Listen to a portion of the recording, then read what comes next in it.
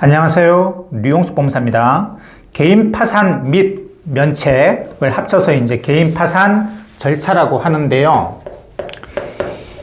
개인 파산 절차에 걸리는 총 기간이 천차만별이거든요. 채무자마다 그리고 법원마다. 그런데 통상적으로는 비슷해요. 비슷한 조건이라고 한다면. 그러면 왜 채무자마다 개인 파산 절차 기간이 다르냐?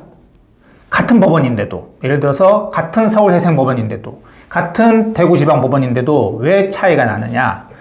그 차이가 나는 이유 세 가지에 대해서 간단히 살펴보도록 하겠습니다. 우선 첫 번째, 개인 채권자가 많은 경우에는 아무래도 개인의 파산 절차가 진행이 더딥니다. 그 이유는 보통 채권자들은 금융기관들이 많죠. 내가 은행에 대출 받았고, 그리고 신용카드 긁어서 카드사에 빚이 있고, 이런 경우가 상당히 많아요. 금융기관들은 전혀 문제가 되지 않습니다. 송달부터가 문제가 안 되죠. 본점에다가 송달해버리면 그냥 그게 송달이기 때문에 송달에서도 문제 안 되는데, 이 개인 채권자 같은 경우는 낮에 집에 없으면 안 받을 수도 있어요. 그러면 또 특별송달 해야 되고, 이러다 보면 특별송달도 안 받으면 또 계속 공시송달까지 해야 돼요. 그러다 보면 송달 때문에라도 시간이 많이 걸립니다.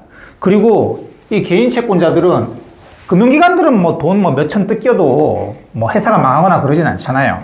그런데 이 개인 채권자들은 자기 돈 떼이면요, 몇백 몇천 떼이면요, 너무 큰 손실이잖아요. 믿었던 사람이라서 돈 빌려줬는데. 그래서 그냥 안 넘어가요. 법원에 가가지고 이의 신청도 하고요. 물론 뭐 법원에 안 가도 이의 신청서를 제출을 많이 합니다. 보통 개인 채권자들은 이의 신청서 상당히 제출 많이 해요. 사기다! 뭐 이런 식으로. 그리고 법원에 가는 날 있잖아요. 그날에 가가지고요, 판사한테 따집니다. 이런 사람을 개인 파산 및 면책시켜주면 되겠느냐? 절대 안 됩니다, 판사님. 사기꾼입니다. 라고 막, 특히 개인 채권자가 많은 경우에는 막 단체로 판사님한테 뭐라고 막 그럽니다. 막 이런 사람 해주면 안 된다고 막. 그러다 보면 아무래도 사건이 좀 복잡해지죠. 판사님도 아무래도 꼼꼼하게 보겠죠. 이게 진짜 사기친 건가 이런 식으로. 그러다 보면 좀 오래 걸립니다. 그리고 두 번째, 이제 채무자가 개인 파산 절차에 들어가면 통장 거래 내역 보통 5년치를 내요. 그런데 이 파산관제인이 통장 거래 내역을 살펴보니까 개인하고 주고받은 돈이 상당히 많아요. 특히 가족끼리. 그리고 현금으로 인출한 것도 많아요. 그런 내역이 있으면 혹시 돈을 가족한테 빼돌린 게 아닌가, 지인한테 빼돌린 게 아닌가라고 꼼꼼하게 검토를 합니다. 직접 사무실로 부르기도 해요. 이런 경우에는. 이거 뭡니까? 이거 뭡니까? 이런 식으로. 그래서 그러다 보면 시간이 오래 걸립니다. 그리고 막 카드 내역도 이렇게 쭉 보면서 사치를 많이 한 경우, 막 금을 산 경우, 뭐 금덩어리를 막 사거나, 뭐 아니면 뭐 성형 수술을 좀 받았거나, 이렇게. 제가 지금 진행하고 있는 사건 중에 그런 게 있어요. 이 의뢰인분이 저한테 말을 안 했어요, 근데.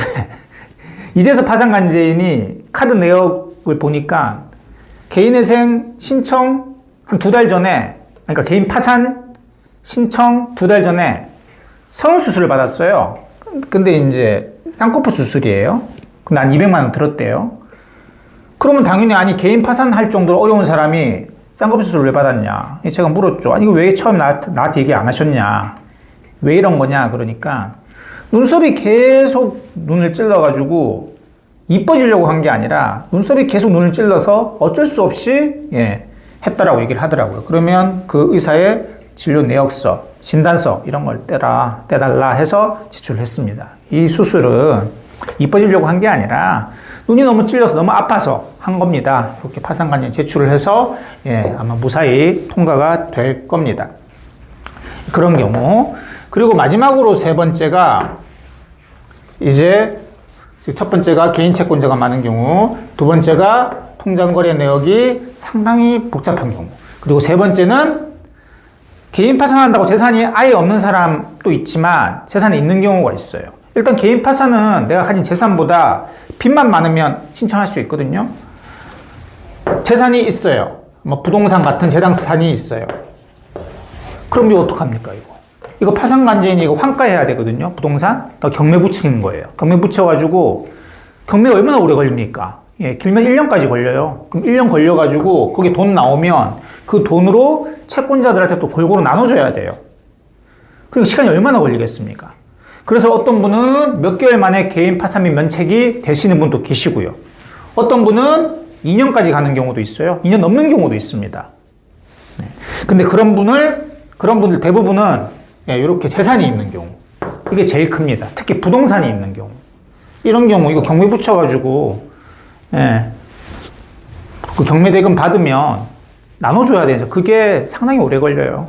그래서 이런 경우에 상당히 오래 걸립니다. 이번 시간에는 개인 파산 절차가 오래 걸리는 대표적인 세 가지 경우에 대해서 살펴봤습니다. 지금까지 류홍석 법무사였습니다. 감사합니다.